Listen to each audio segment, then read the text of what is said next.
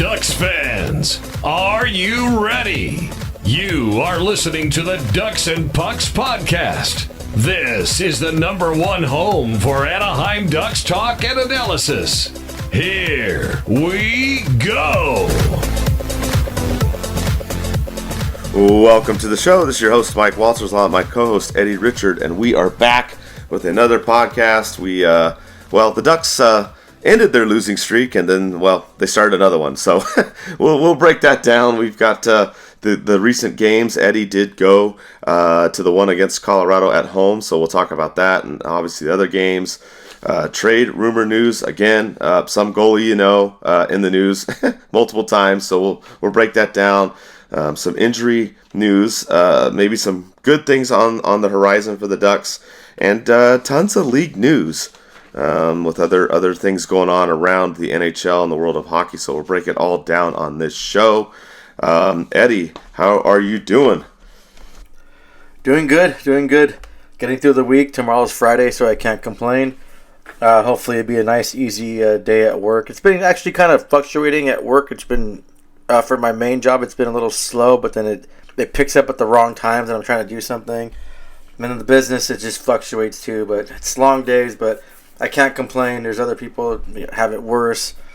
So, I mean, it's all as well. So I got to go to a Ducks game finally, so I'm happy about that, and that was just amazing.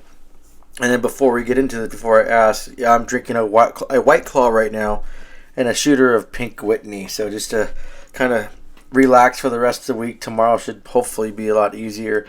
And Mike, I wanted to kind of throw you on the spot, and I'll let you think about it, and then you can go ahead and I'll answer the question and you can answer it. But the Ducks had this post is something about the players' favorite Christmas movies. So I was going to ask you, what are your top 3 favorite Christmas movies? And we can just kind of think about that, and you can let me know after you give your introduction on what's been going on with you. That's a good one. We'll definitely talk about that. For me, I actually am not having anything to drink, sadly, alcoholic. It's been a rough, as you could probably tell in my voice, it's been a rough week. I've been under the weather. I barely got through the work week. It was kind of tough for me. Actually went and got some antibiotics that I just started. So it's been rough. The cough is gone, thank God. I wasn't sure if we were going to be able to do the show. I was going to cough all the way through it, but I know I do sound a little bit nasally, but a little bit better. This is like day 5 or 6. I lost track, but that part's been rough. But anyways, just been kind of relaxing. Got the tree up, got the house decorated, just kind of laying low. And Eddie and I, we did joke about this before the show. Of at least I got a little ill now before the end of the month when we go to a game together. So hopefully I'll be over it with these antibiotics, and we'll be good to go at the end of the month when the Ducks have their longer homestand. But in terms of Christmas movies, I already these are the ones I already like. The #1 Christmas movie, probably most debated in the history of the world, is Die Hard, the original. I don't care what you say. It's a Christmas movie. They had a Christmas party at Nakatomi Plaza, and that's it. Welcome to the party, pal. I love Die Hard. So I always joke. It's a running joke with a lot of my friends about that being a Christmas movie. The other more traditional Christmas movies, I do like Rudolph, the old school one. It's I think that one came out the 60s or 70s, where it's the claymation type. I always enjoy that one whenever it comes on. For some reason, I always I don't know, it just takes me back to being a kid, and I love that one. Of the more recent ones, I gotta go with Elf. I love Elf. So those would be my 3. Eddie, what about you? Obviously, #1 with my personality would be Bad Santa. Oh, there you go. That movie is awesome. It's funny because during that movie, he was really intoxicated on a lot of those scenes. If you guys saw that movie when he's going up the escalator and starts falling into animals, he was actually pretty much blacked out and he passed out due to his intoxication. Pissed himself for reals. So it was just all around funny movie. Made me laugh. I still watched it a ton of times and still laugh about it. My other one is I want to say The Night Before. Just 3 friends going out and just causing chaos. And then I have to go kind of traditional one is Home Alone. One or two, it's hard to kind of debate that, but both of them are perfect. They're great. It's one of those movies that you have to watch every single year, so that's always gonna be fun. And Mike, you know what? If you were sick during that game we're gonna go this month, I probably would just bring some IVs and call one of my friends that were medics, and you just pump some beer, wine inside your veins and get you going again. Yeah, seriously, I should be good. I mean, for those of you out there, if you ever need antibiotics, one that I recommend that helps me is a Z-Pack. And I'll be good to go. But I appreciate the sentiment. I mean, I think I would take an IV of alcohol. I wouldn't really refuse that. But it's one thing that I do take that usually helps. I know as soon as I got this, it's like a sinus pressure thing in the nose, and it just makes me sound kind of nasally. And a lot of people I know at work and it's just going around. It's that time of the year. It is what it is. But I'll be good to go. I'll be able to make it. Once I have this, I should be good within the next couple of days. The antibiotic, you take it for 5 days, so it really builds up, and it just gets that gunk out, and you're good to go. So I just been laying low, like I said. Haven't been drinking for a little while. Just rest and fluids.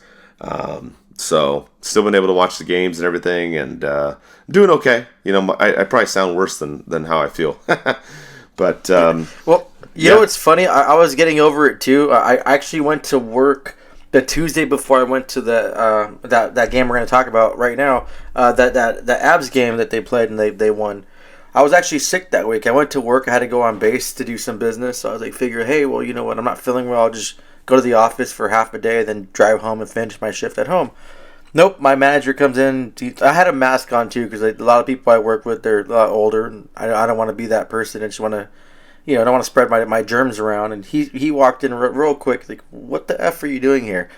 Oh, I know. He was like, what the F are you even wearing a mask? And I was like, oh, I'm sick, and blah, blah, blah. He's like, what are you doing here? He goes, I had business on base. He goes, no, okay, you're done. Well, you can just go home and work from home. Go ahead. I'm like, okay, I got kicked out of work. Like, cool. But yeah, that Friday though, that Saturday, I was feeling kind of under the weather again. But I had to go to the game. They were a early Christmas gift from Mike, so I didn't want to miss it. Watched the Colorado Avalanche too, and definitely wanted to go to my first game of this season. And it didn't disappoint. I loved it. Honestly, a few shooters and a couple beers, I forgot about how sick I was and just enjoyed the game. Yeah, I mean, let's talk about that game too. We can at least start the show on a good note. The Ducks beat Colorado. They went to a shootout. They rallied twice in this game. They were down 2-0, down 3-1, tied it up heading into the third. You got to see Carlsson score in the shootout, his first career attempt. Crazy. I mean, it was just a game where you thought, oh man, as soon as it started, Colorado was on top of the Ducks, and you thought, oh man, here we go. We've already lost 8 in a row. We're going to keep on losing. But the Ducks were able to rally. The comeback kids were, at least a present again for one game. And what a wild game you got to see, Eddie. It went the distance to a shootout with the Ducks prevailing. Oh, yeah, it was a fun game to be at. Really fun environment. I loved it. I missed being at Honda Center. I missed seeing all the fans. Like, even the Colorado fans. Like, Colorado's my second home. I used to go to a lot of games over there in Denver, and they were always so polite and great. Even when I rocked my Ducks jersey when they played the Ducks. Just always a great experience with both fan bases. And I just was so glad I was able to be at this game, to watch a phenomenal game. It was just, from start to finish, it was great. I loved it. I can thank you enough, Mike. And then seeing Carlsson's first shootout goal. I was supposed to go to the game when he scored his first goal, but I remember I was at Knox Scary Farm, so I missed that game. So now I'm just glad I got to see this kid's first shootout attempt, and it was a beauty. He nailed it. It was a thing of perfection. Everyone went crazy. Yeah, it was a really fun game. I'm glad my first game of the season going, they came to perform. And just want to throw it out there, not to sound too arrogant, but the Ducks are 1-0 since I've been in Honda Center watching a live game. I know, we have to get you to more games, man. We gotta turn this next losing streak around. Yeah, hopefully I'm going to one more game for sure. So hopefully I can sneak one more game before we go together. before the end of the year. So looking forward to that. But you know what, Mike? The game we're going to go to, and we'll probably let people know when it comes closer, unless you want to let them know now which game we'll be at, so if they want to meet up. But it's going to be fun, and that game it's probably going to be the highlight of this year and going into next year. Yeah, we've gone. Some of the games that we've gone to together have been crazy. I remember there was the one against the Capitals that we went to. That was a wild one, and they pulled that one out. We've been to some games where they either barely win or they barely lose. Like we've had some interesting games, and I'll hold off. We'll mention it a little bit later, but I mean it's gonna be fun. It's gonna be fun, and I'm looking forward to it. I'm glad you had a good time. I was out of town, so I watched it from afar. I had some previous plans that were made basically before the season started, so I didn't know what the schedule would be, and I ended up being out of town. So I got to see it from afar and watch on the TV and whatnot. So I was ecstatic when they were able to rally and come back because we'll talk. I guess we can kind of talk about it now, but I mean that's just been an issue with the Ducks is trying to rally. This game they rallied and tied it up before the third, but we had seen them 9 times earlier in the season down to start the third period and then come back and win 6 of those 9 times. And subsequently, they've had 9 more times. They've had 18 total where they've been down by 9. But the last 9 times, at least at the beginning of the third, they haven't been able to do it. So at least they were able to do it here. And, it looked, things looked maybe a little bit up. And then, of course, they had to play the Avs again in Colorado. And this game, it looked bad. Colorado built a 3-0 lead. This was, again, one of those games the Ducks were trailing heading into the third. They did rally. They got goals by Kyrou and Carlsson in this one, but they came up short. And, a bad thing between these 2 games we didn't really talk about is the injuries. You had McTavish get knocked out late in that game at home, and then you had Jones get knocked out in this second game against Colorado. So the Ducks lost 2 players. Jones is now back, but we're still waiting on McTavish. So, the Ducks ended up getting a split in these 2 games, Eddie, but kind of unfortunate that they lost McTavish and he's still out. Yeah, that was part of my on the article I wrote that night. It was kind of like the bad was having him go out, not knowing his status. Obviously, now we know the status going on. Another thing I want to bitch about, Mike, about the game I went to is last season. Yes, the beer prices are extremely out of control, and I'm going to complain about them a lot. And I'm still going to buy my beer and still going to drink it, but I'm still going to complain. But this year, I noticed Honda Center they added a tax to their alcohol. So I'm paying for my $17, $18 beers, and it comes out to 19 something because they add the tax. I don't know, just that little tax just irritates me. It's like you guys already, make us. Well, you don't make us, but you guys charge pretty much your firstborn just to get a nice little tall can and enjoy the game, and now you're gonna add a little tax into it just to get even more greedy. So I think that's just that's kind of horrible. But yeah, I think losing McTavish is a lot worse. I probably should have swapped those around in my article, but for some reason, minus the blowout game, the 8-2 loss earlier in the season against the Avs, the Ducks usually do well and play well against the Avs. And even Luke dropping this game 3-2, they still held in there. They still fought back, and they almost came back. And you got another goal from Carlsson and Kyrou too. Kyrou's one of those bottom line players, and he just grinds it. Those meat and potatoes kind of guy. It was good to see that. I was going to ask too, Mike. I don't know. What do you think about shootout goals? Should they count as your regular season goals too, or are you happy with this shootout goals just not counting on that aspect of the stats? I think we talked about that before in the past, and that's been something that, man, I know I kind of go back and forth on that one because it's weird because they don't count in the game. Right, as far as individually, it's whatever each team totals up, right? Unless it's like this situation where Carlsson got the only one, right? So that was the only one that made the difference. But normally in a shootout, when multiple people score, they just add a point to whichever team gets more goals in that process. So I go back and forth. I kind of would like them to add it, But then I almost wonder if they should add it to the score too. You know what I mean? Like, should it be like if you go to a shootout and it's like this Colorado, Anaheim game, they're 3-3, right? But say the Ducks win the shootout, 2-1. Shouldn't the final then be 5-4 as opposed to 4-3? You know what I mean? Like I don't know. That's kind of another thing I would think too, is if you're going to count the goals for the individuals, then it should count on the scoreboard as well. I don't know if that makes sense, but I don't know. That's just kind of my brain, and what I'm kind of thinking is like you can't have one without the other. I don't know. That's kind of how I feel if you're going to do it that way, Eddie. Yeah. Well, I know if you get a like a shootout goal during, like, I guess not overtime or not the shootout, it gets credited to you. It adds that to your total. Right, like during the game. Yeah. Yeah. So, I mean, logistically, it'd be a nightmare, because then now you have to start questioning, okay, well, if a goalie makes a save, does that count as against the saves? If he gets scored on, does that count as goals against average? And then, like you said, too, is the score going to change? There's a lot of factors in it. I mean, I personally think, like, a shootout, them scoring a goal, especially on NHL goalies, it should be credited, but there's a lot more logistics that go into it. But it'd be nice to see Carlsson be credited with that, especially what nice Swifty move that he did on that first game the second game, against Colorado, when they won. But yeah, it's just kind of my thing on.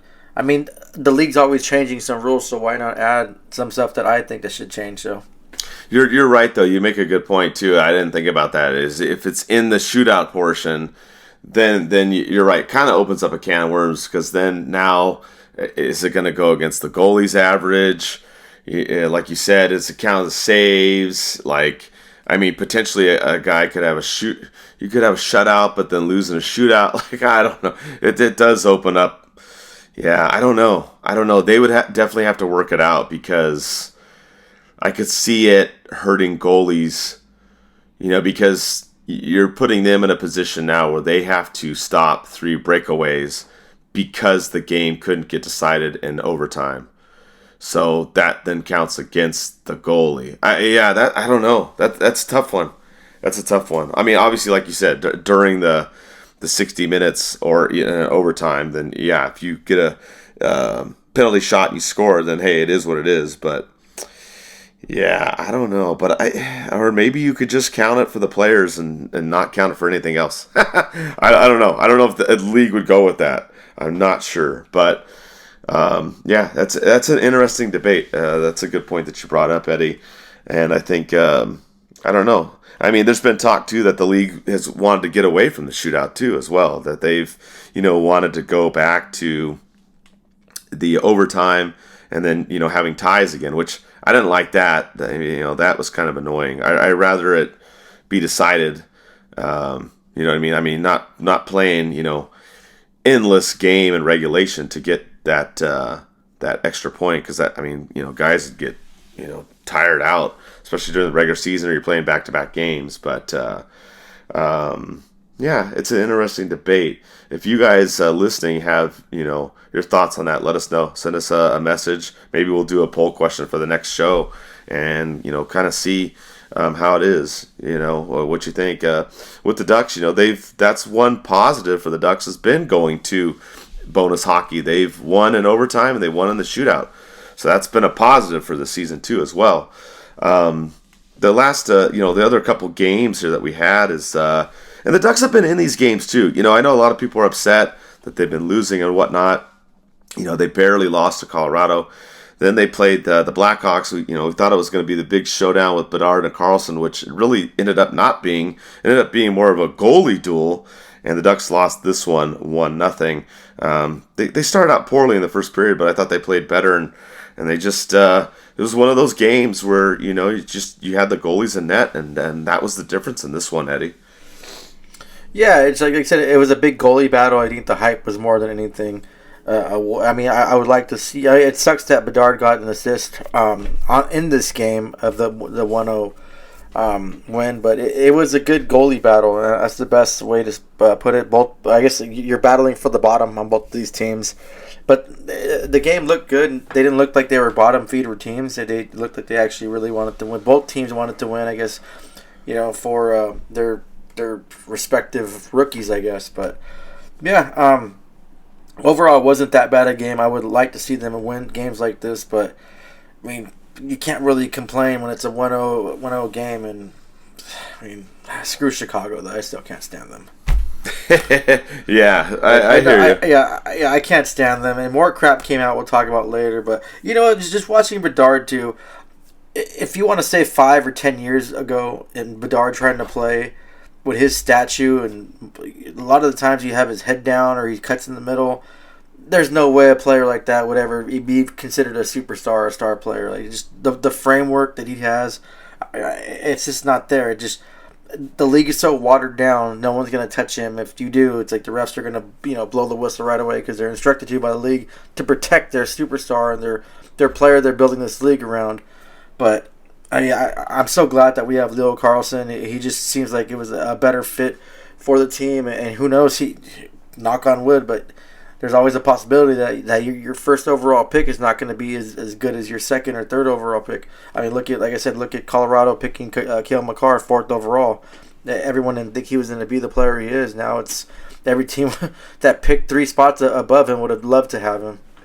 Yeah, you never know. That's true.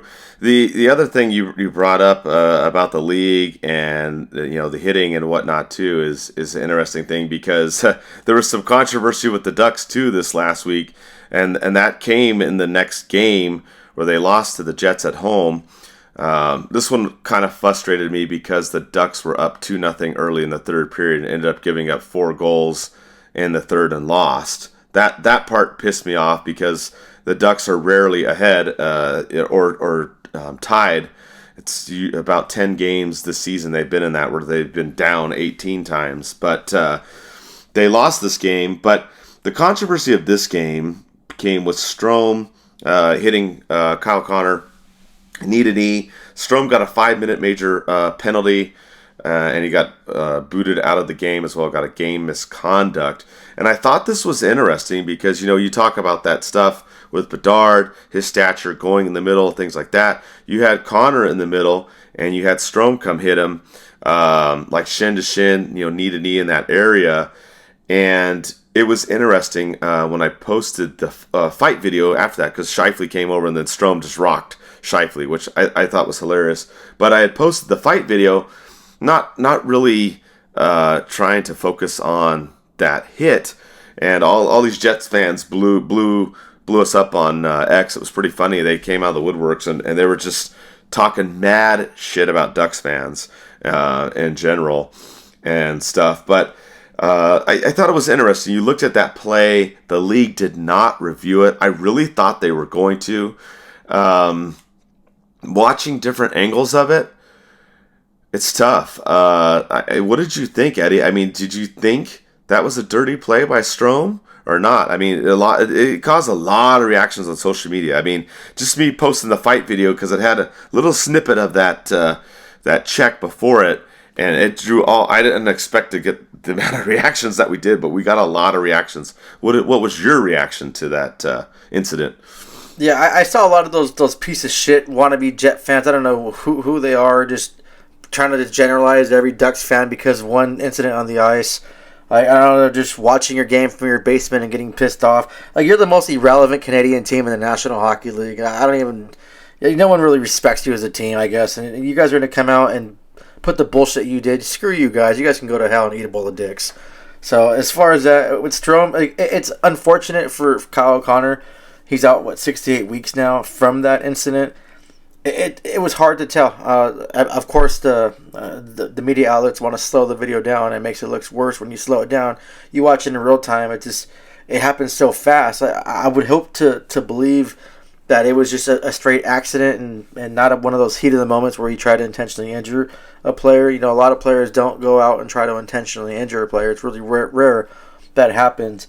Obviously, he didn't get suspended. How the league is of throwing out suspensions and not protecting people. And with the Ducks, too, they don't really give a damn about the Ducks. So I think with the league's interpretation of it, they have different angles and different video that shows more than we see as fans. And I think them not suspending him was probably, it was chalked up as an accident. There's no way in my mind I believe that Strome meant to do that on purpose. It was one of those plays you get tangled up. The game moves too fast and shit happens. That's what happened. And Scheifele, you have to give him credit. Even though he got rocked, he still did what he was supposed to do. When one of your superstar players goes down, someone has to answer. You have to go and make them answer, even though you got your ass kicked. It's still respect for him to do that. And that's what this game is about, is that policing and having your players back. That's the stuff I like to see in this game. You're not fighting for no reason. You're not fighting just for a stage, or you're not just kind of doing it just to put on a show, just to make sure you're relevant. No, it's just the passion and emotion. You really wanted to show your team that you have his back, and that was really good of him to do that. And I'm sure when the Jets play the Ducks again, Strome's gonna have to answer for that again, and I'm sure he'll more than happy to do that, because he understands, what this game is and how like other players will police it, and he probably has that on his shoulder, like, hey, next game I'm gonna have to drop the gloves with whoever and kind of answer for it, and that will be it. It'll be done from there, and everyone can just go their separate ways. But I do wish Kyle Connor like the best, and hopefully he heals really well. It's faster than expected. He gets back on the ice and starts producing goals for the Jets and helps them, maybe contend for a playoff spot, or just elevates their team. He's a really fantastic and great player. Yeah, and there was more angles of the incident, and I posted the video of that, and also said what you said on there too. As I said, wish him, that he's going to be okay and whatnot, just to show the other Jets fans on X that not all of us Duck fans like hope players get hurt. Like, that's never ever thought in my mind. I don't wish that upon anybody. Not at all. So that's why I was laughing when people were blowing us up, trying to generalize all of us Ducks fans as like being major assholes. I'm like, what are you talking about, dude? Like, all I did is post a fight video, and the people like lost their mind. Usually they don't, I posted the fight video because of the fight, not because of the check or the hit. It's just to post the fight because that's, like we post the goal, same thing. So people lost their mind. But like you said too, yeah, good on Scheifele to go stand up and fight. That's the time you do it. Same thing. Like, I don't advocate players just beating the crap out of players for no reason. Like, there's a purpose to fighting in hockey. Obviously, sometimes it's stupid stuff happens. We've seen that. But this was an incident where Scheifele had to stand up for him. I mean, it is what it is. And looking at the replay a bunch of times, I don't think it was intentional. And I'm not just saying that because, being a Homer Duck fan. I'm just, from looking at it, I don't think that he was really trying to go in there and like take him out and injure him and knock him out. I mean, it was an unfortunate play, as you talked about, and I hope that he can come back and help their team, because I mean he was having a terrific season. So it's unfortunate that that's the way it went, but the Jets actually got the last laugh in this game because they ended up winning. They dropped 4 goals in the third period. I really thought the Ducks were going to win this game, up 2-0 early in the third, but they just couldn't hang on. Maybe unfamiliar territory for them because they're so used to being behind in the third period. But I don't know. That's another thing that this team's going to have to grow and learn, Eddie, is, when you get a lead, you got to hang on to it. Oh, yeah, definitely. Yeah, I'm not trying to bash the Jet fans for that. I'm saying, like even as Ducks fans, too, if you laugh and want harm on another player, you're a piece of shit, too. Like, yeah, I say about the refs, having a puck sandwich, because some of them need that, but a sore jaw compared to someone going out 6 to 8 weeks. I never would have wished any harm and really potential injuries to any players, minus the occasional Charlie horse or something like that, or a black eye. Even Kings or even, okay, I'll say Minnesota Wild players, because I hate that team. And yeah, there's a lot of good fans out there that don't, and most of them are good. It's just you have that small percent that are just assholes and they just hate their lives, so they want to make everyone miserable. But yeah, it just, and go figure too. Velarde scores that I guess their game-winning goal, that third goal, and he's been lighting it up against. He started getting fire with the Ducks, and then he made the Kings pay, scoring like 3 points against his former team. So go figure, a former Southern California former player goes and lights it up against the Ducks and the Kings, but I'm glad he did it against the Kings, and Kings lost against the Jets, so I guess we were all Jets fans as Ducks fans that day. Well, and another former Duck, Paul Murray, scored against the Ducks in this next game against the Islanders. Good segue, I guess. But this was another frustrating game. Another one I thought the Ducks were going to win. They got a you and I think they got a break early in this game. Maybe other fans saw it a different way, but the Islanders appeared to score early on. They had a goal taken back for goalie interference. And when you looked at it initially, for me, I thought that they had kicked it in. So I was like, oh, this is no goal. They kicked it in. No big deal, right? And then on the replay, you see it actually is Silfverberg's stick that knocks it back into the Ducks' net. And the Ducks challenged for goalie interference, which was smart because it wasn't kicked in. And they won the challenge, but I was surprised because when I saw that Silfverberg had knocked it in himself, I thought, oh, they're just going to say, well, yeah, goalie interference, but he knocked it in. But they didn't. They said, no, goalie interference and no goal. So the Ducks got a break. What did you think? Because, we had one of our fan questions on Instagram, Kenneth B_OC, can we talk about the refs and, how the calls have been bad this season? And we've talked about it. I mean, and we're not going to belabor the point, but I thought this was one. I was surprised that it was one that went our way. What did you think? What did you see on this play?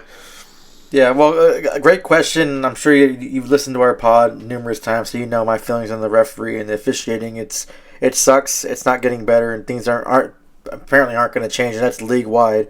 This one, the Ducks they got a break. That should have been a goal, period, in my opinion. Silfverberg knocked it in with his own stick. He tapped it in accidentally, so it's just irrelevant on the goalie interference on that point because your own player knocked it in, so that's a good goal for the Islanders. Luckily, it didn't count, but it didn't really matter. I would figure the Ducks would use that momentum and come out firing and stronger in that period, but they didn't. They just let the Islanders walk all over them. And the Islanders team did look really, really good. They controlled the game. It's kind of a different vibe and different feel of an Islanders team than you're used to.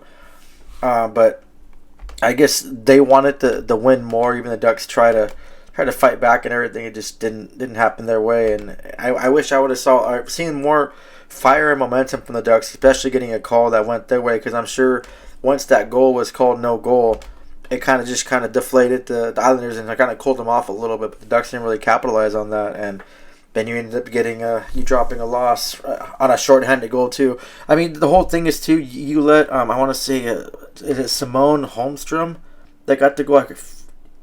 Got the goal? Yeah, Simone Holmstrom. He leads the league in shorthanded goals.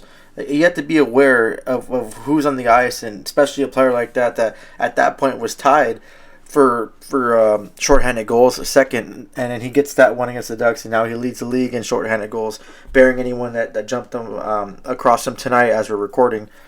But it's just something like that. You have to actually be aware of what's going on in your surroundings and not let a player like that's been hot this season on scoring shorthanded goals get the better of you. I think the Ducks should have won this game, and it was really unfortunate that they lost this game, and just like one of those ones that I thought they were going to win. Terry finally gets that monkey off his back after 18 consecutive games without a goal. The last goal he scored was the hat trick he had on November 1st. Hopefully it gets him going. It was good to see Carlsson and Mityukov get some assists in this game. That brings him up to 13, and then Carlsson has his 6th assist of the season. So it's good to see them just racking up those points and kind of being a factor in contributing offensively. So that's the kind of the positives I can take from this game. Yeah, and one thing too in this game, the Ducks had puck luck, which we really haven't had a lot of that lately. They had 3 goals, all by unusual like deflections or bounces or weird things like that, and they got the break on the goalie interference call. They then still went down 2-0, but were able to get these 3 puck luck goals, whatever. They were up 3-2. And again, you thought, okay, they're in a position that they can win in the third period. They end up giving up another goal, and it's a tie game. You're like, okay, well, maybe they go to overtime. Then they get that power play at the end. You think, oh, okay, maybe they can go back to win in regulation. And then, no, they lose in regulation. I mean, just a wild third period momentum-wise watching this game. Like, the emotions were just up and down. I was so frustrated at the end of this game. And yeah, but you did make a good point too. You got to be aware of who's on the ice, especially when you're on a power play. If you know that the other team's got, the shorthanded leader, or a guy that's a serious threat to score shorthanded, you got to pay attention to that. So it's a frustrating one for the Ducks to lose, but they'll continue the road trip. Tough stretch, for the Ducks. Eddie, anything else you wanted to add? Yeah, you know what? I did want to. I don't know if people listening, if you guys are in good stats or write some code or algorithm, if I can figure this out. I have a really question. I think the Ducks might be leading the league overall. How many former players have scored against their former teams? Because it seems like every time the Ducks play their former players, they somehow score or get some points against the Ducks. And I want to say that's probably been the most in franchise, the league history of opposing players that's been on your team that scores points. And I thought about adding Palmieri on my fantasy team. I know he's going to score. I did not add him, and of course he goes and scores. Another former Duck scoring against his former team.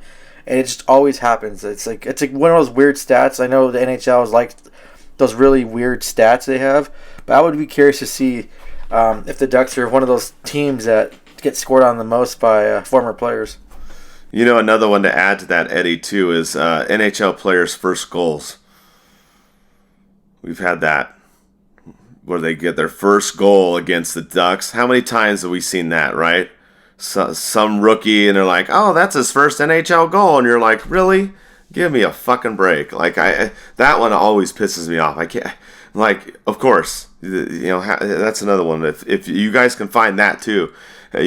Former players scoring on their team, what, I don't know how you look it up, but that stat, and then also players' first goals, I bet the Ducks are up there too on that one. It just seems like these rookies always end up getting their first goals against the team. And yeah, like you said, former Ducks. So yeah, so a little bit frustrating streak that the Ducks are on now, right? They're on another losing streak, 4 games right now. They're on their East Coast trip. We'll kind of talk about what's going on with the team, kind of give a little bit more of an analysis, I guess, maybe the kind of the quarter season report. I mean, we're a little bit more than quarter of the season, but we had so much to talk about with Perry on the last one, which we have an update later on the show about that too. But going, a little more than a quarter way through the season, there's some good stuff with the Ducks. There's some bad stuff. We've kind of already talked about it. Obviously, not getting ahead in the third period has killed them. They've been behind 18 of the 28 games in the third period. They were the comeback kids in the beginning of the season. We only saw that recently in this Colorado game, the first one, but overall they've had a hard time doing that. I do like the special teams. The Ducks are 22.7% on the power play and just over 80% on the penalty kill, both just outside the top 10. They've done better on that. You remember the last few seasons when we were down, and oh boy, the special teams is horrible. So that part I feel is good for the Ducks. The goals against has been terrible. They're giving up almost 3.5 goals against, way down at the bottom of the league. That has not been good. They're scoring 2.61 goals a game, but still not high. I mean that's not bad, but in terms of the league, it's not good. So some things to look at. Obviously, we talked about overtime. They're perfect. Shootout, they're perfect. They've only gone to extra hockey though 4 times so far this season. So those are some of the initial things team wise that I look at. Individually, some of the problems that we've talked about, and Eddie brought it up, was Terry finally got a goal recently. He hadn't had one since November 1st. What the hell, man? That is not good. Another one that's not been good has been Kyrou. He's only got 3 goals in 18 games. Yes, I know he was injured for 10 games, but still, he's not doing what we thought he'd be doing. He's on pace to score 12 goals this season. He had 27 last year and 25 the year before. And yes, I know he was on Tampa Bay, but I expected him to get close to 20 goals this season. Maybe he can put on the afterburners and do it, but that's not worked out. So, I mean, those are some of the things that I've seen so far, Eddie. I don't know if you have more you want to add to that, or there's other things that you've seen with this team, good and bad, just over a quarter way through the season.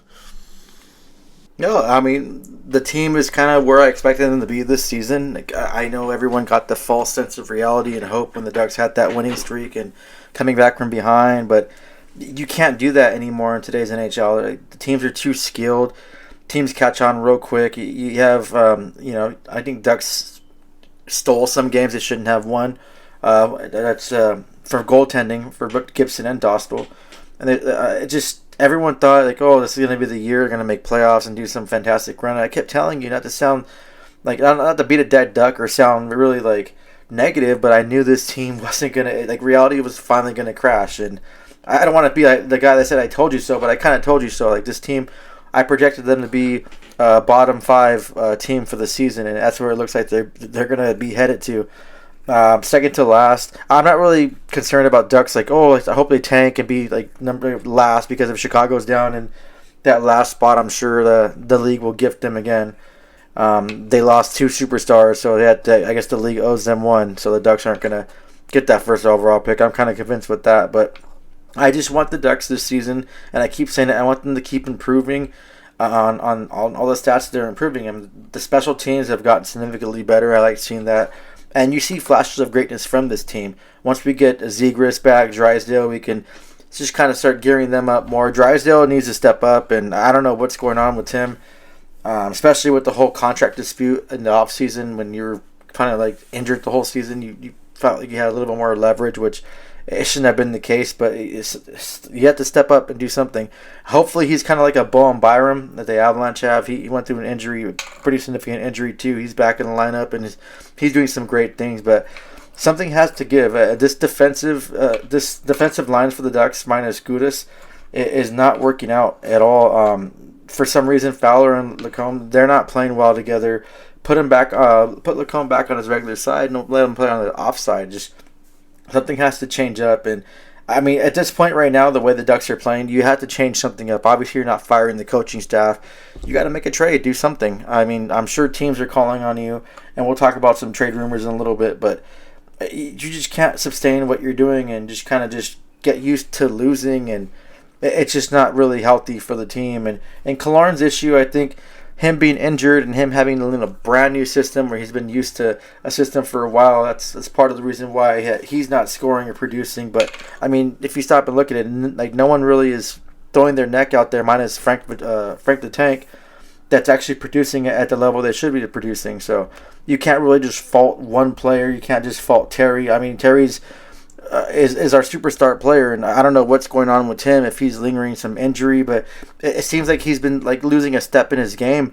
I don't know if it's just him not scoring a goal in those 18 games has really been weighing on his shoulders, and that's been affecting him. But we got to do something, change things around, shuffle the lines. Like hell, throw a defenseman in a forward spot. I don't know. Do something to get this team scoring. I mean, we have a Zellweger that people are really anxious to see. I mean, the way the Ducks are playing, why not throw him in a few games and see what he can do, see if he can build some chemistry, get him some NHL games and experience, and we could just start seeing his development. But I am really happy about Leo Carlsson and what he's done. I think he'd be pretty much neck and neck with Bedard if he was playing more in the more occasional games and not being scratched for load management, whatever the hell they want to call it, the fluffy word they want to call it, what they're doing with him. But I think he'd be up there, kind of competing with Bedard on those points and being one of the top rookies in the league. But no surprise though, like I'd be surprised if Leo Carlsson wasn't a top 3 finalist for the Calder. Yeah, I agree with you, and I think that load management nonsense is probably going to be over. McTavish has been out since the beginning of the month, so they've had to play Carlsson. I mean, you can't scratch him all the time now with Zegras and McTavish out.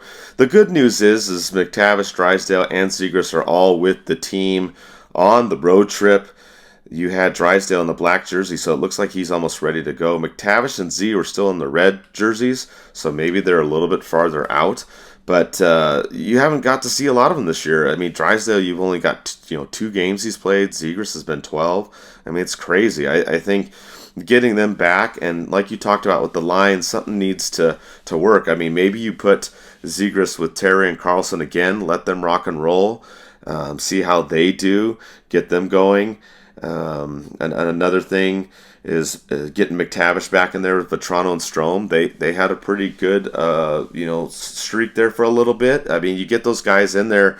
I think if you can get that top 6 figured out, and hopefully the team can stay healthy. I mean, you look at these games that the Ducks have lost, and you're still missing these guys. And the Ducks have been competitive in these games. I mean, we were just talking about it. They were ahead against the Islanders in the third period. They were ahead against the Jets in the third period.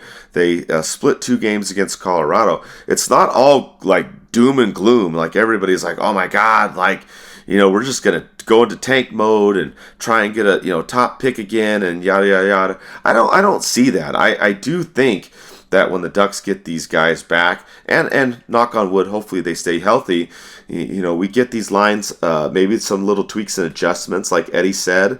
You get some momentum going again, get some chemistry going again.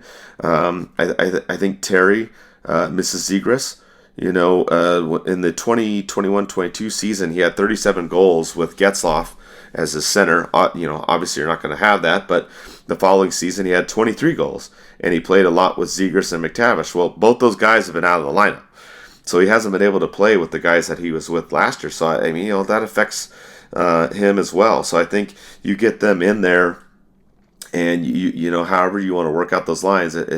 If you don't put McTavish with Vetrano and Strome, and maybe you put McTavish with Terry and someone else, and you mix it up and try and figure out a way, because McTavish had a great start to the season.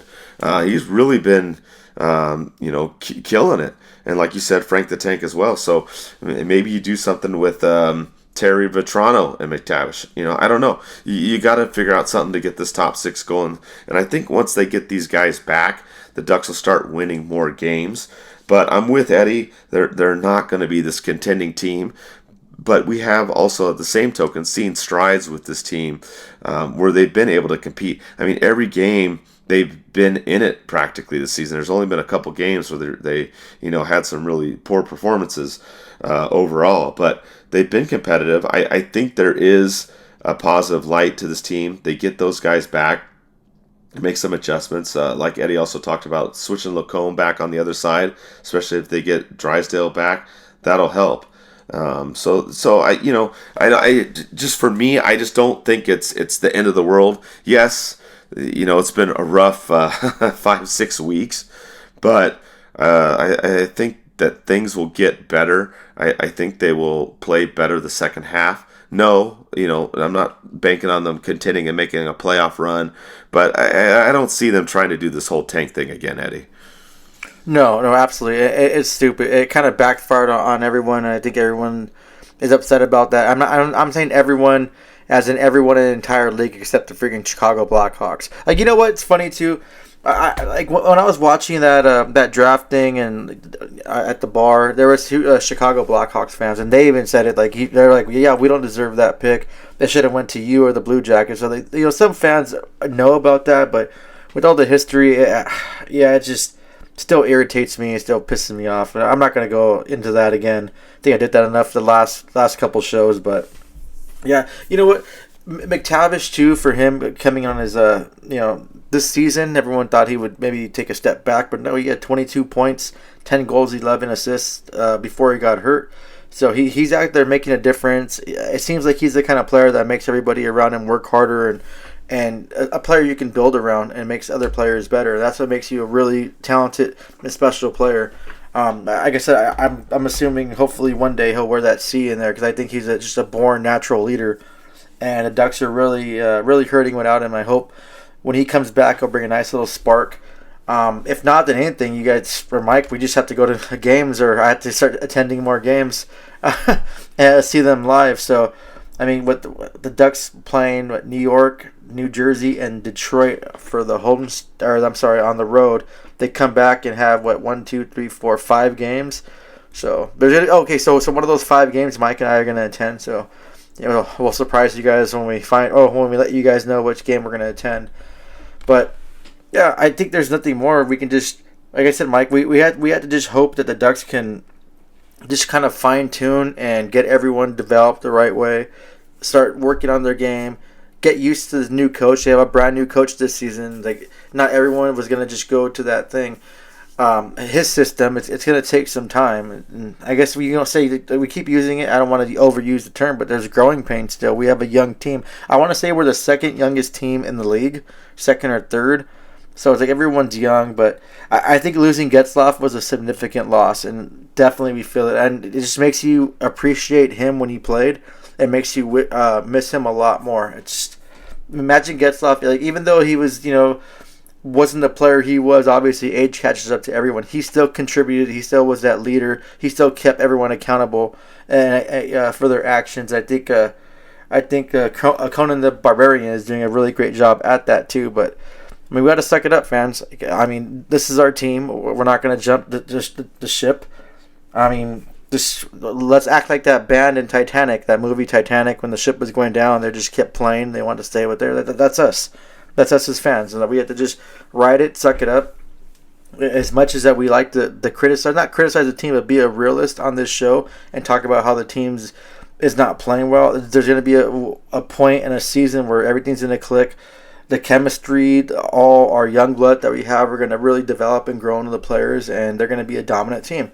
It's not going to be like this forever. If not, then we'll just be like the Buffalo Sabres. But I can't see this team with the potential they have, especially with the number one prospect pool in the league, being this down and kind of fighting for, a last place spot or a bottom or a top pick. It's not going to happen. So we just gotta suck it up and stand with their team, and it'll get better.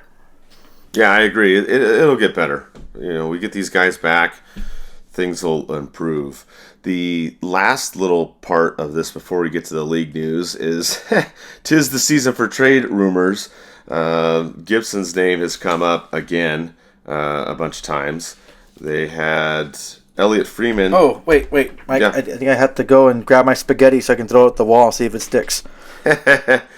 Yeah. I think, I don't know if it's necessarily stretched, but you did have Elliot Freeman talking about New Jersey and Carolina and their goalie situations. Obviously, New Jersey's goalie situation is terrible.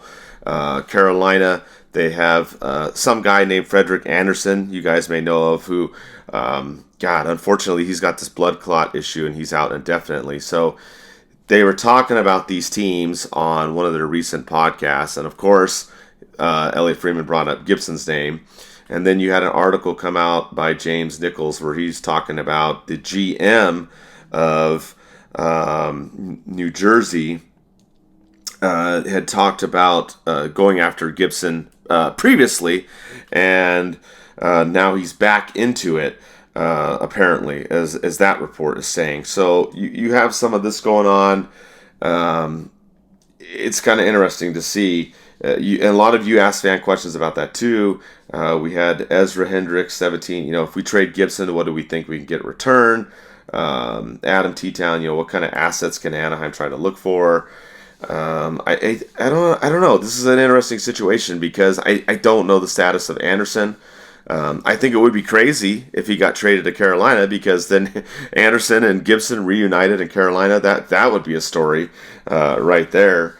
But I don't know if any of these teams, these two, because they're the ones that were mentioned, would be willing to trade, top players for Gibson. Because Gibson, to me, I feel his value's gone back up this season.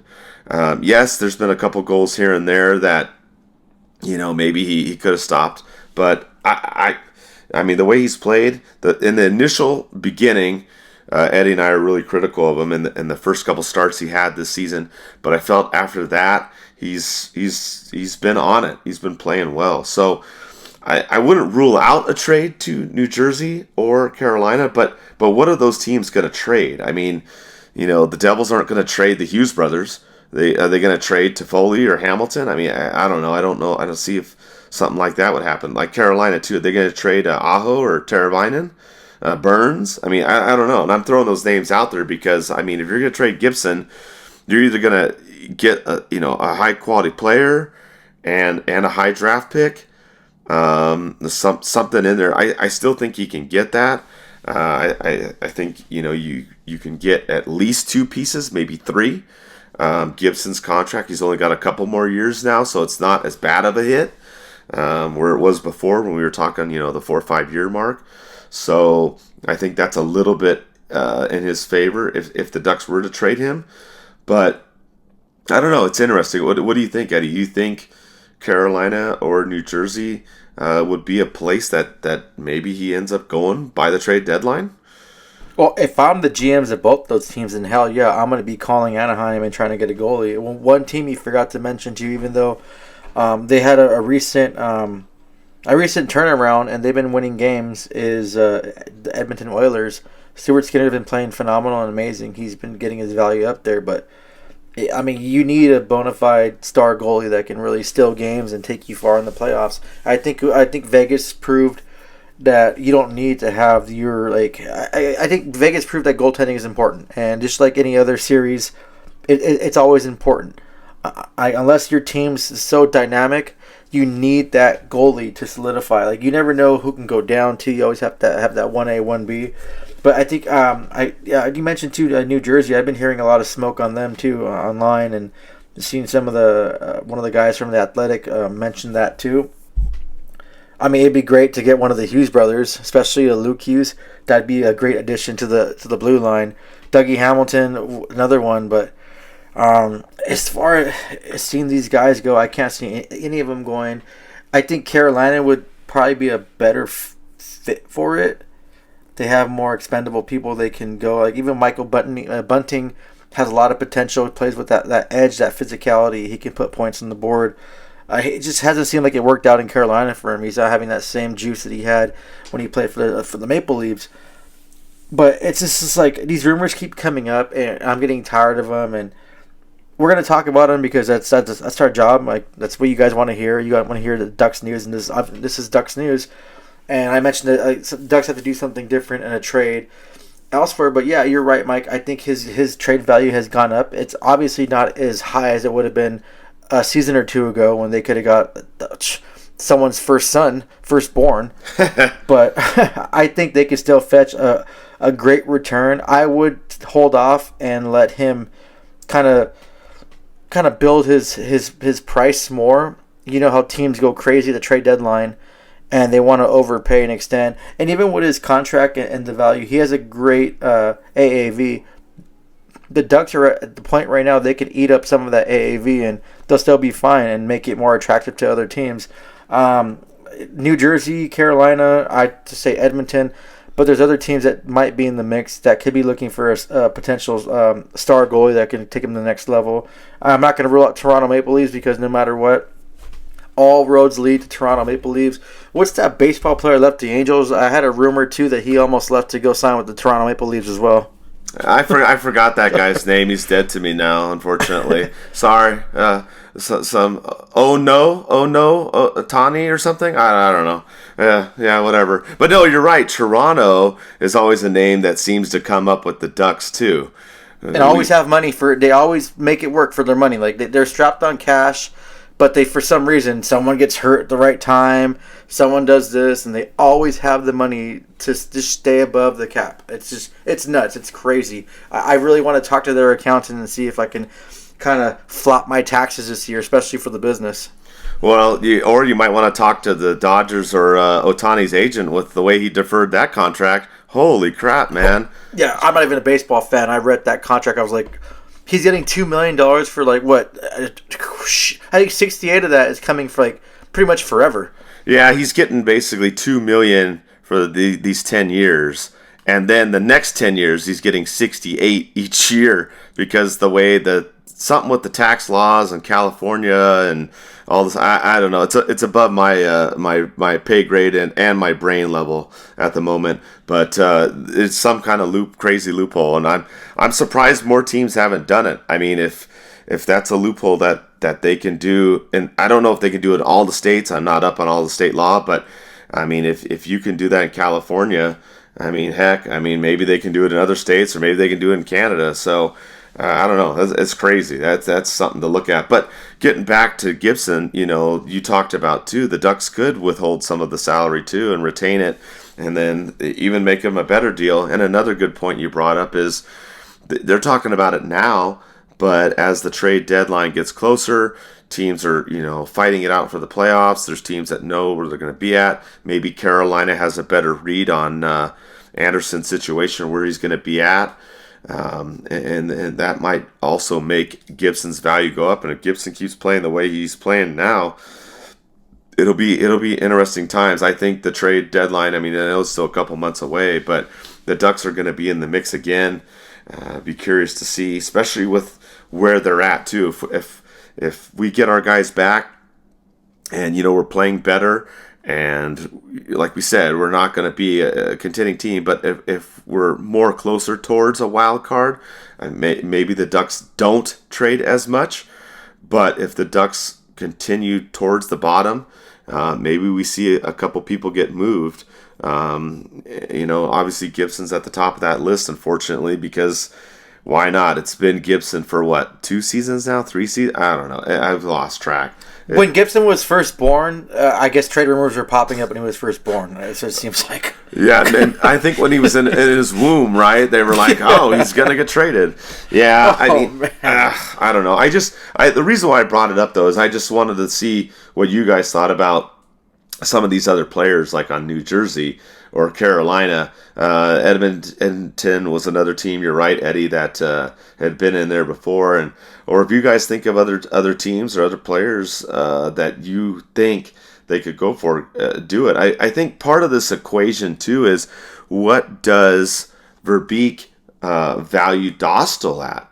Is he willing to trade Gibson and get a high draft pick and a top 6 forward, a top 4 defenseman, and not worry about a goalie? Like, does he think Drysdale can take over or not? Is he going to want to do some kind of trade that involves another goalie as part of it or not? So that, I think that's part of it. That we don't know. That's Verbeek. What does he value Drysdale if Gibson was to be moved? Does he think he can take over? In the beginning of the season, I would have told you yes, but Drysdale's kind of been up and down. That game against Chicago, I thought, man, I thought he played great, and it, just ended up being a goalie duel where one goal was going to win that game, and that's the way it went. So I think that's part of the equation as far as when he's taking these phone calls from whoever. Like you said, there's obviously multiple teams, and we're not going to know all of them, but I would factor that into it as well. As, okay, am I going to want another goalie in return, or am I going to try and build up the defense? Because like you said, the defense has been kind of iffy for the Ducks. Obviously getting Drysdale will help. Maybe bringing up Zellweger and showing them, 8 or 9 games wouldn't be a bad thing. So I think the picture's a little bit muddy right now, but as we get closer to the trade deadline, where the Ducks are at, hopefully they're more healthy, and we see how they're playing, and in the standings, maybe that'll factor in, Eddie. Yeah, it's going to be interesting too. Like, obviously the Ducks will be sellers this deadline again.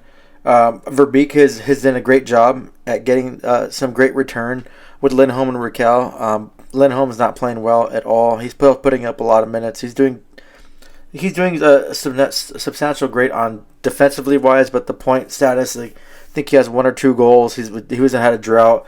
Raquel and the Pittsburgh Penguins, they've been a complete shit show, and I want to mention them too because everyone always talks about Gibson going to the Penguins and because he's from Pittsburgh, but I think they haven't scored a power play goal in like 30 plus games. They're like the vintage Ducks. I don't know, something with the bird logo. They just don't score power play goals, but they're not doing well at all. So I know Gibson has a partial no trade clause in his contract, so I doubt that he wants to go there. And you know what? It'd be really unfair for Beek to even attempt to trade Gibson to a non-contending team. If he trades him, it has to be to a contender. It's just, I think Gibson has done enough, and he's played his heart out for this team. I think he deserves that fresh start. And we have to get a huge return for him, because if he goes somewhere else and they just have a little bit more defensive responsibility in front of him, I think he can thrive and be one of the top goalies in the league still. He has so much potential. You see that game in and game out. Games he's stolen for us. Even games that we get lit up. It's like a lot of those goals, you can't really blame it on him. And I know people like to shot on him a lot, but it's just... you can't just say, oh, he let in 4 goals, that's it. No, you have to really see how the goals were, the screening, the lack of defense, the breakaways. It's just a lot more factors than that. So you have to be really aware. As far as the trade deadline too, Mike, I want to throw out some names since we're talking about trades. And I know people love and fans love hearing about trades, and I'll just get this party started, and I'll light the fire right now. But I don't see Adam Henrique being on the Ducks past the trade deadline. I think he's gone. I think he has value. I think teams would love to get him. Last season, I was big, and one of the I forgot who it was, and I apologize, but one of the analysts or writers that covers the Avalanche mentioned Adam Henrique would be a good addition to their team too, when they had some center problems last season. And I agreed with that. Obviously, this season, I don't think that's an issue, or who knows, they might take a stab at him. It's always good to have 3 strong centers. I think Ryan Johansson has been playing decent for the Avalanche. They're still lacking that really number 2 center that they really need. But I think Adam Henrique would probably be the one that's kind of going to be gone this season. This is his last year in his contract too. Unless he extends, I can't see him extending. We have a lot of young blood in the pipeline coming up. Gibson, I was surprised he's still a Duck, but I mean, like, what do you want to do with Gibson? Do you want to keep him? I know Verbeek said that you can't just get rid of a quality goalie like that. You need him for playoffs. But when's this team going to be competitive? When are we going to make that next step, that next jump? I'm not talking about being New Jersey and try to just accelerate it when it's not ready and prematurely doing that. But when are you really going to expect this team to be ready to compete for a Stanley Cup? Not to just sneak in the playoffs and get it. See, Mike, you're allergic to that. The Gibson thing, you're coughing. I'm just playing. No, but like seriously, like, when are we expected to actually compete for a Stanley Cup? Is your goal just to make the playoffs and then lose in the first and second round? That'd be idiotic. Why not just trade Gibson? You have a quality good goalie in Doss. Let him take the majority of the starts. The only thing is we don't have a capable backup goalie, but if you trade Gibson, you're going to get something in return. New Jersey, too, you mentioned Kyrou Smeed hasn't been playing well this season, but last season he was kind of like undefeated in like 8 or 9 games as a rookie. He still has some learning to grow. Goalies take that much more time, but there's something special going on with him. You have Buffalo, I mentioned them. They have Mike Comrie, they have Ukko-Pekka Lekanainen, they have Levy, their young goalie that they're going to ride on. We have 3 goalies right there you can potentially go and kind of snag one of them. I would say that the Ukko-Pekka Lekanainen has a lot of potential too. He needs a better team in front of him. Buffalo has taken a stride back defensively and what they did compared to last year compared to this year. But there's still options like that. Obviously, you're not going to trade Gibson to Buffalo. You don't want him to be part of that shit show. But you can make a 3-way trade, which has been popular last few seasons. Like, do something. We have to get this team back and start gearing up for the future, and not just kind of like relying on draft picks and waiting for them to pan out, because we have to do something now. Like I said, not do something prematurely, but start bringing in the right players to fit the mold and see where it goes. And I still think that Kyrou is just finding his game after the injury and a new place. I think once this team starts getting more established, I think he'll be a great asset, especially when this team's ready to make the playoffs and commit to that and be that factor. I think he'll be one of the top guys that can perform in the playoffs. Yeah, I'm with you. I think you're right. You know, the stuff going on with Kyrou, I think he'll improve as the season goes on. And yeah, another player to watch is Henrique. I think that he may be gone too, because you have Zegras, Carlsson, and McTavish as your top 3 centers. So I mean, it would make sense for Henrique to be gone as well. So definitely, keep your eye on some of those players. And as the trade deadline gets closer, we'll talk more about them. But yeah, I think Henrique's up there for sure. Just kind of finishing off the show here. We have a little bit more stuff to go. Some league news, which are kind of hockey news, I guess. It kind of involves the Ducks too. Talking about these young guys coming up, and I think that's why, like as Eddie talked about, Henrique would be one to go, because you're getting more of these guys coming up in there. And as Eddie said, you got to do something this trade deadline. You got to figure out something. Whatever you're going to do, you got to make some moves. And also, I would say bring some guys up too as part of that equation. But the future is bright. The Ducks have 5 prospects that are going to be playing in the World Juniors coming up here soon, so you'll be able to watch that. You've got Tristan Luneau and Noah Warren that'll be playing for Team Canada. You've got Wojtek Port playing for Czech, Rodwin Docino playing for Swiss, and then Kerry Terrence playing for USA. So you got those guys to look at, some more future to check out. Some good stuff. For the future of this team, and some stuff that we can see. Maybe some of these guys will, be with the team in the future. Obviously, you've got to see a little bit of Luneau already this season. So there is stuff in the pipeline. Again, it is positive for this team. And I am curious to see who else does, possibly get moved at the trade deadline as well. So that's where we're at with the World Juniors. The Ducks got 5 of those guys in there, so some excitement. You'll have some of that to watch as that's coming up as well. As we wind down, we have our other news with a few other teams around the league, and I guess we'll start off the first team we'll talk about. Kind of surprised me, Eddie, is you had St. Louis. You talk about teams not doing well, and we've got kind of the usual suspects at the bottom of the league again. We've got Ottawa, we've got Chicago, we've got ourselves. But a team that's not been at the bottom, St. Louis, they're not playing great, but I mean they're around 500, but they decided to fire their coach, Eddie. Yeah, I don't know if they're trying to get something sparking when they were dead last, but I think it was kind of a bonehead move by them. I don't understand. I don't know why. I guess I've been reading a lot that the players have something to do with it. Jordan Kyrou, when he asked about that, he said no comment. He's not my coach, and you know what? I feel bad for him. Fans absolutely just blew up on him. He became public enemy number 1. Mike, when the Blues played too today, every time he touched the puck at their home barn, his own Blues fans were booing him. I guess I read earlier he was almost pretty much in tears and shaken that the fans were just kind of treating him like that. It's just, I don't know what you wanted him to say about that. And some of these media people are really irresponsible, and they want to just, I want to say they're glorified paparazzi, TMZ, because they want to get some kind of story. They're so desperate for it. They'll just pretty much throw everyone's under the bus and do that. I mean, look at the whole issue last season when some certain players didn't want to wear certain jerseys on certain whatever nights you want to call it. The media went and blew it out of proportion. I think the media, especially with this story, they're a piece of shit and they're just the scum of the earth. And like I said, they're glorified paparazzi. Not all of them. There's some of them that are good, but there's a lot of desperate ones that just want clicks. And it just sucks that you have to see a player like this, especially having to talk about a former coach. And he wasn't part of the Stanley Cup Blues team.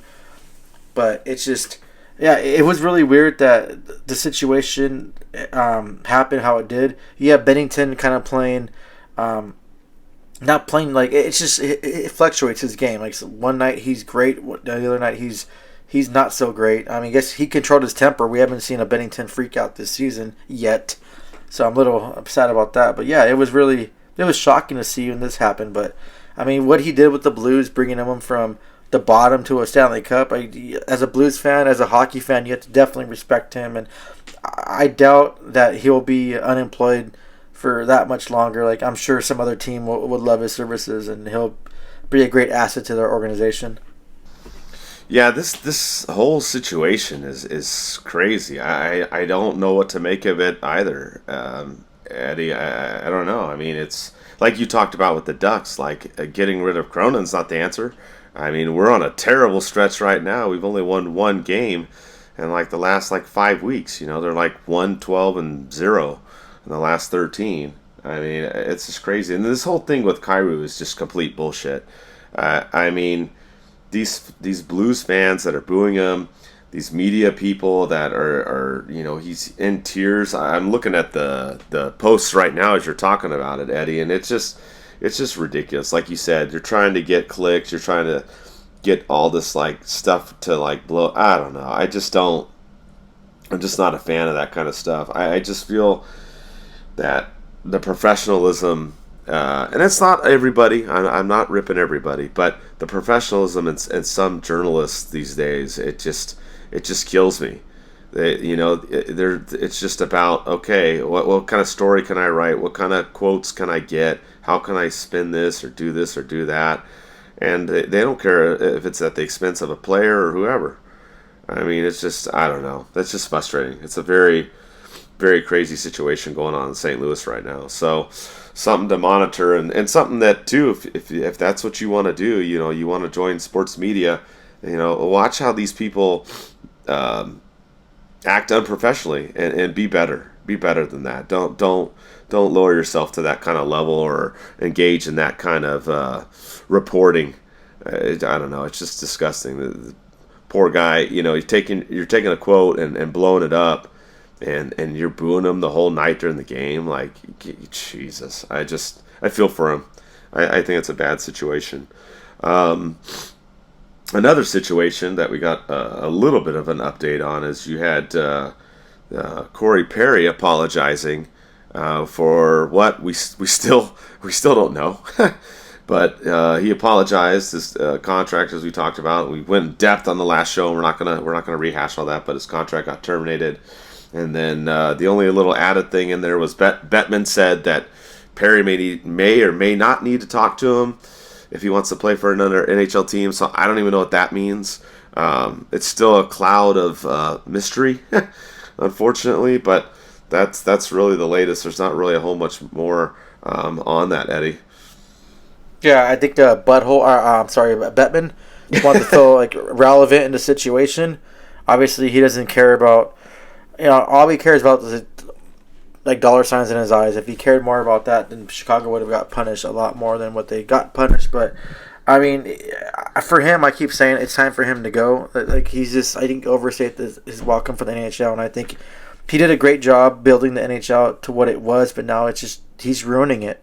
And what pissed me off is all these stupid changes that he wants to do to satisfy a small percentage of people. But it's just like, where are you looking about all the dedicated fans that have been here for X amount of years, and you want to change the game and do everything? You want to overlook certain teams because they bring in the most value. I think Chicago's like a top team in the United States that brings the most value to the National Hockey League, and it just proves that the American thing, if you have the money, you can get away with it. Like, that's why when I win the lottery, I'm gonna do whatever I want.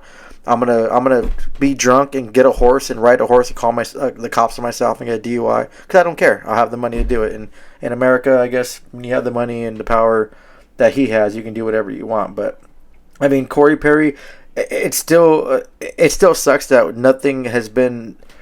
It still leads to speculation. Like I said last show, that whole incident with the rumors, I'm not gonna repeat that, but it was the flavor of the moment. Now it's done and over with, but it still kind of like lingers in the back of my mind. What really happened? Did Perry just have just one drunken night and he got thrown under the bus by his team in the league saying, "Hey, we want you to admit you have a drinking problem and do this X, Y, and Z. You can come back and play for a Canadian team, sign with anyone you want." Obviously, people would want Perry's services come playoff time, but who knows if the league just kind of put him up to that, just to say that. Just to kind of save face for the Blackhawks and the league. That wouldn't, I wouldn't put it past the league to do that. Like corruption shit that they do.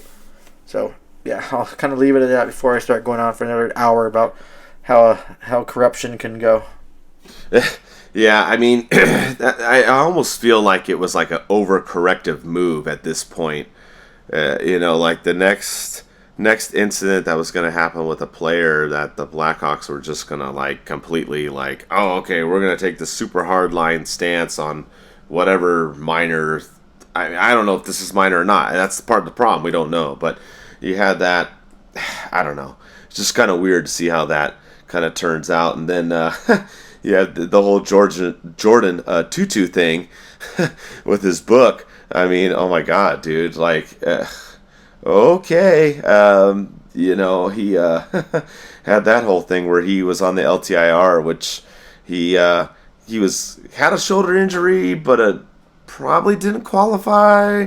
I don't know. I wonder if the league's going to look at that. Probably not. But it's just an interesting situation in Chicago. So I'm curious to see what happens with Perry and just the end result of that.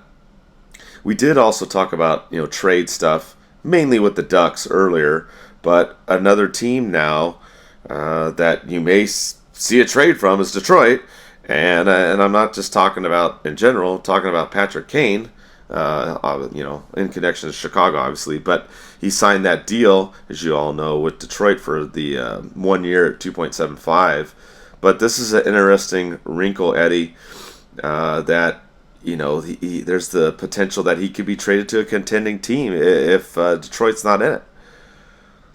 Yeah, it's weird to see him in a Red Wings jersey. It's so weird. I haven't gotten used to that yet. Mr. Showtime, he'll probably go down as the best. He is the best active American hockey player that we have right now. He'll probably be one of the top ones. You can't overlook Mike Modano. He's one of the greatest American players ever. You have players like Jeremy Roenick, so he's up there with their company. What he's done, I think, is a first ballot hockey Hall of Famer. It's really weird to see him. But yeah, part of his contract, I was reading that I guess they agreed to trade him to a contending team if you're not in a playoff spot. This is his third original team that he's played with. He started off with Blackhawks, went to New York, and he is now in Detroit. So who knows, come that time, Detroit starts slipping out of a playoff spot. I know the Boston Bruins had some interest in him too. We can get another original 6 team, and that'd be funny. He plays for all 6 of them to end his career. I wouldn't even be mad at him for that. That'd be actually pretty cool. Yeah, and maybe that is a possibility. Maybe he does go to another original 6 team in contention. Kind of funny, but yeah, another guy to keep an eye on come the trade deadline is Patrick Kane. He could be on the move again. So another situation that came up, which is kind of interesting, is the Washington Capitals and Wizards came up with this agreement that they were going to leave Washington, D.C. to go to Virginia within the next couple years. I guess maybe as early as 2028. Thought this was pretty interesting, Eddie, because then the mayor of D.C. came out and said shortly after this that, they're going to redo the arena and put in $500 million and all this stuff. So I'm really curious to see what's going to happen with the Wizards and the Capitals. Yeah, I didn't even know the Wizards still had a freaking basketball team. That's how out of clue I am with the Wizards. I think that was Michael Jordan's team that he owned at one point, I want to say, right? I'd have to double check, maybe. Yeah, I'll double check after the show. Fans, if you're listening to the show, you can just double check too, just in case I forget, which I probably will. But I think this was like a political ploy. It's like, hey, we're going to move here. We have a tentative deal.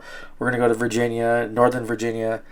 I don't even know what you would call your team. Like, you have a Washington, D.C. Capitals team moving to Northern Virginia. What are you going to be like? I don't even know what Virginia is known for. I know there's a song called like West Virginia or something, but this is Northern Virginia. But I think this is part of a political ploy to get more money out of Washington, and it's politics. You know how corrupt they are on both sides. I'm not taking a side here, but when it comes down to threatening to move a really valuable asset, I think in Washington D.C., I want to say the Capitals are kind of more valued than the Wizards basketball team. I don't know. I have to double check that, but I think they're going to stay in Washington. I think once this little ruse comes, that little threatened thing you do about doing this X, Y, and Z, and you're just going to keep your team there. I mean, like how many basketball teams? The most recent, I think the Utah Grizzlies, I want to say, and the Sacramento Kings, they threatened to move to Anaheim. That's a talk that was like years ago, where like Anaheim was projected to have an NBA team, but they kind of used that as a kind of a, hey, well, we're gonna move over here. We have a stadium, and this place is willing to take us, and those teams got what they wanted, and they never ended up coming to Anaheim. So I think it's one of those things too. It's just they're doing it just to kind of get those renovations in the stadium, or who knows, maybe they want a brand new stadium. but you can't lose a professional basketball and a professional hockey team. Just like that, especially Washington. Like, you can't do that. So I think that they're going to stay there. They're going to either do all the renovations. They're going to or do what Anaheim's doing with the OC vibe and build something significant and big and keep the team there. Yeah, interesting fact that maybe some people do or don't know is I actually interned in Washington, D.C. when I was in college back in the early 2000s, and I went to several games for the Capitals. The internship that I did was through Chapman University. Myself and another classmate, we were doing political science as our major, and we ended up going out there and staying there for a semester, and it was fun because the other people in there were from New York. So we had people that that wanted to see the Rangers, the Islanders, and Buffalo. So we ended up going to games against those teams. And that arena's cool because you can just take the metro straight there and it drops you off. So you don't have to have a car. You don't have to worry about parking, anything like that. Very convenient to get in and out of that arena through the metro. The metro system in DC is actually very, very good. I know it very, very well. So anytime I go there, if I take people that haven't gone or whatever, I'm able to navigate it pretty well. So I think for them, leaving would be dumb. I don't know what the Capitals would rename themselves, the former Capitals, if they went to Virginia. I mean, I don't know what they would do. I guess the Wizards could keep their name, but it's a good setup. There's a lot of good places to visit in DC. So I think it would be a shame if they didn't keep the teams there. I think that they could renovate it and make it better. Granted, it's been 20 years since I was there, but as far as the arena, I go to DC pretty frequently for work, but it's still, there's plenty of things to do around there and whatnot. They can keep it going, and I think Eddie, you hit the nail on the head. I definitely think this is one of those type of things where, hey, they're not doing what we want, so let's come up with some other viable option. How viable it is, we don't need to tell them, but if we make them believe that it's a strong possibility that we could go somewhere else, then you put some pressure on them and whatnot, and make things happen. So I don't think that they'll be leaving. I think the end result is I think they stay, and I think that they redo it. There's a shit ton of money in DC. I'm not going to get into the political stuff. I lived it for 4 months when I was over there. I saw it. If any of you ever want to talk about politics in DC, I will gladly talk to you about it. And like Eddie said, I don't favor any party. I don't care about that. I favor law and order and the security of all our citizens. That's what I favor. I don't favor one side or another. So and we try to avoid obviously politics on the show, but I just brought it up because I live there and I know that for a short time, and I visit there every year, and I know the area very, very well. So I think they'll stay. I just don't see it happening where they'll leave. And if they do and I'm wrong, then I'm wrong. But I just, from what I know from my personal knowledge and being there, I think that it's definitely a ploy, like Eddie said. So the last little thing. Well, you got more on that? Yeah. Well, no, I just want to say, hey, I'm planning to, fans, if you're listening from Florida or Washington, D.C. Oh, yes. I'm planning a vacation coming in January. Either, I was thinking about just saving the money and fixing up my truck. I want to add bigger tires and I want to lift it, but with the money I'll spend on that, I'd rather just take some time off work and vacation. So I'm planning to go to watch the Ducks play the Florida Panthers, Tampa Bay Lightning, and then kind of fly to D.C., see the monument, see the White House, never seen the White House, things like that, and catch a Ducks and Capitals game. So if you're from the area, I want to say if you're from Florida, go ahead and hit me up. Argonzo 444, we can meet up. You can show me around, recommend some hotels that are nice to stay at. And knowing me, I'll probably book one in the ghetto and end up not coming back. Mike, for the whole DC stuff, I'll go ahead and contact you since you're so familiar with that. But yeah, I do want to travel to different stadiums. I've only been to 4, I want to say. T-Mobile Arena, watching the Golden Knights. obviously Honda Center. I've been to Staples Center, AK Crypto Arena. Over there in Denver, I've been there too. So I do want to start branching out and start exploring some more arenas. So hopefully, if my plan goes right, I can knock out Florida Panthers, Tampa Bay Lightning, and Washington Capitals. If not, I'll do at least one Florida game, one Capitals game, and go from there. If I can't do that, then I'll just go fly somewhere just to watch a hockey game. There's somewhere I'm going to go on my vacation, so preferably I'm going to go watch the Ducks play.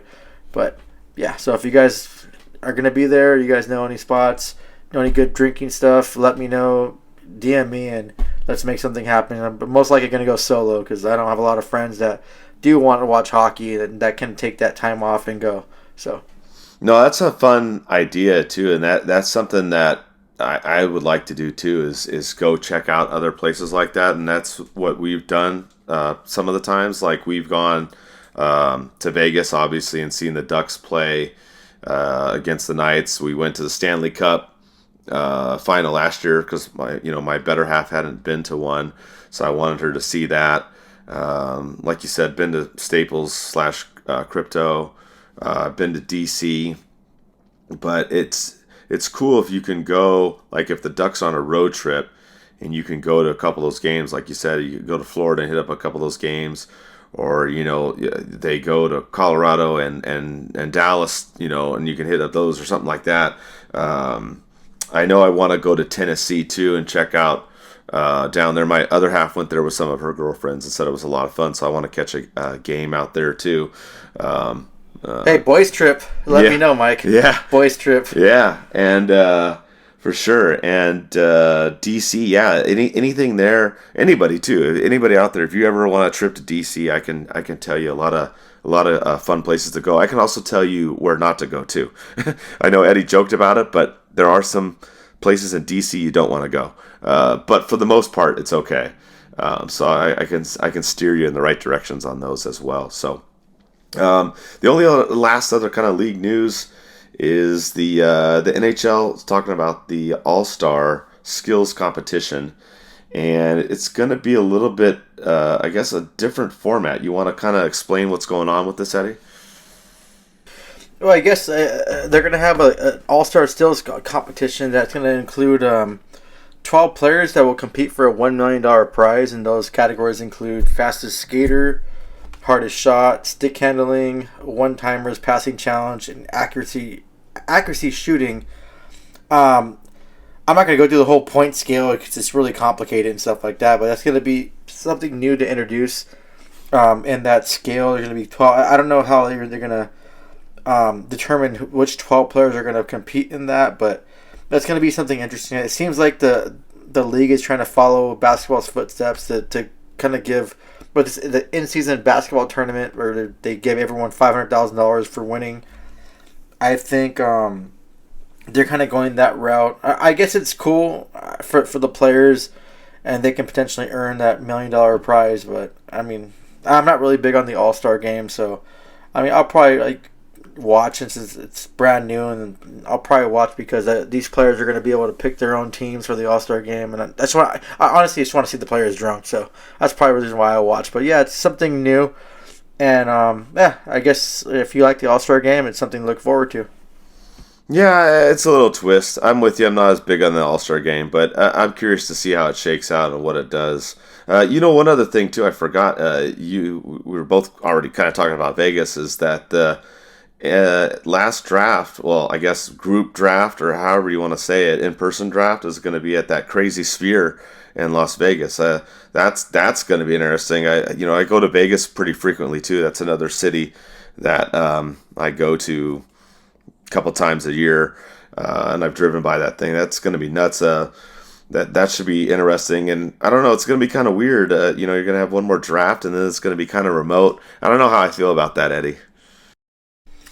Yeah, I think it's dumb. It's one of those things that the league operated and did it great for years. Now you want to just try to be like the major sports. The whole thing of hockey always had the identity of being different than all the other major sports, but they want it so hard to be like basketball and football, and just ruining this fucking league. I'm sorry, it's dumb. the travel time that you're complaining about. That's the whole experience of it, is being at the draft. Players that showed up for day 2 not knowing they're going to be drafted end up getting drafted. It's just an experience of it, and you're robbing players, you're robbing fans, and I think it's such a bullshit move by the league, and it's just one of those things that just the league's declining, and they don't know what to do to bring the fan base up. Like I said, the league is not getting the revenue. That's why they have to stick to all these stupid piece of shit ads on the jerseys and the helmets. Trust me, there's going to be more ads coming. Like, I've called this numerous times. You're going to have more ads on the jerseys somewhere on them in the future. This league, it's declining. It's not going to be the same. I guarantee in the next 5 to 10 years, I won't even be a hockey fan anymore. I'm throwing that out there right now. There's no way. Like, seeing the way the league changed this much, and then now it's like you're not going to have live drafts. It's going to be just, remotely. That's just dumb. So I will be at the draft in Vegas. I'm not going to miss that. I'm not going to miss the experience of actually being at a live draft. So I'll be there for the first day, and second day I'll probably be there too, but I'll probably be shit faced. So if you're gonna go, let me know. Let's say hi. But yeah, I think it's absolutely bullshit. Yeah, I might have to take you up on that offer. This is going to be the last one. Yeah, I might want to cruise out there with you too. And yeah, I don't know. I don't know what the deal is with this whole remote thing. I think it's not good. Like you said, part of being that player and going there. I mean, obviously you've got 5 or 10 guys usually know that, hey, I'm going to be in the top 10 or whatever.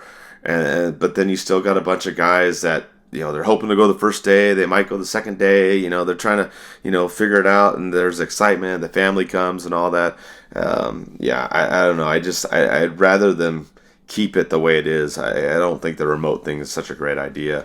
And we'll finish up with this too. You touched on the jerseys and the advertisements, which I think you're right. It's going to keep getting worse. But we'll finish with this fan question. We've talked about jerseys a lot in the show, but we had another one ask Vin Ducky 17 on Instagram. What is your favorite jersey all time?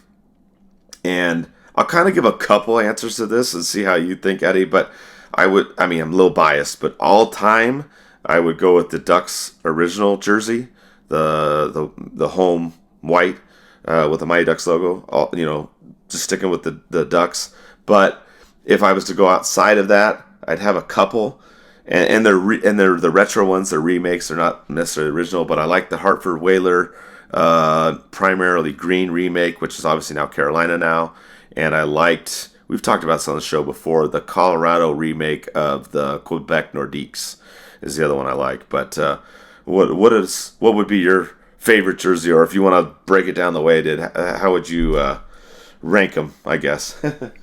I guess the old school Mighty Ducks eggplant jersey would be my favorite. I do like that third jersey Anaheim Ducks had for a while. It's just like Mighty Ducks and that script. It was like a black and kind of maroon color. Yeah, the coho. The eggplant. Yeah, that's a great jersey too. I mean, obviously, I want to say second would probably be the Colorado Nordiques reverse retro jersey. I think it was phenomenal. It was great. I ordered mine.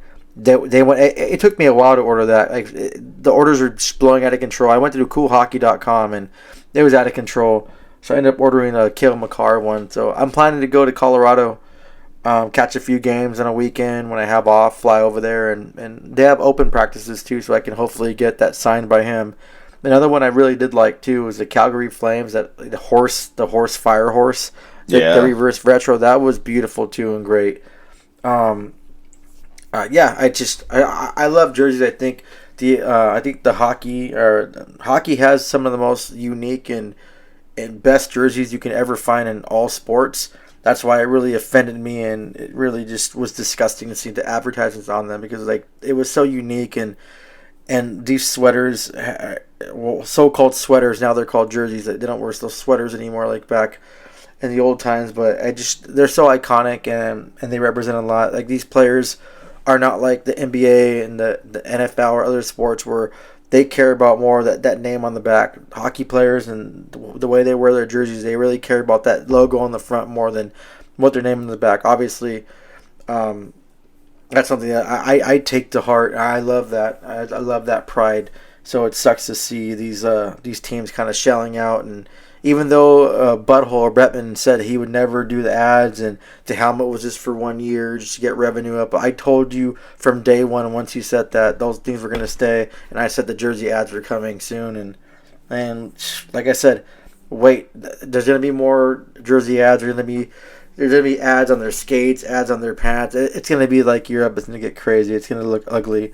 And it sucks that the league went that way. And yeah, I want to just, if you're a business owner or whatever listening to the show, you have a business. If I won the lottery, if my business blew up or I was like a multi-millionaire, I would actually buy advertising space not to put an ad on there. That's the biggest thing you can do for hockey fans. But hey, I guess whatever works. But like I said, I would never wear an ad on my jersey, so I'm glad I bought my new Ducks jersey without the ad. Yeah, I was going to mention that too. Yeah, I got the 30th anniversary ones from NHL.com.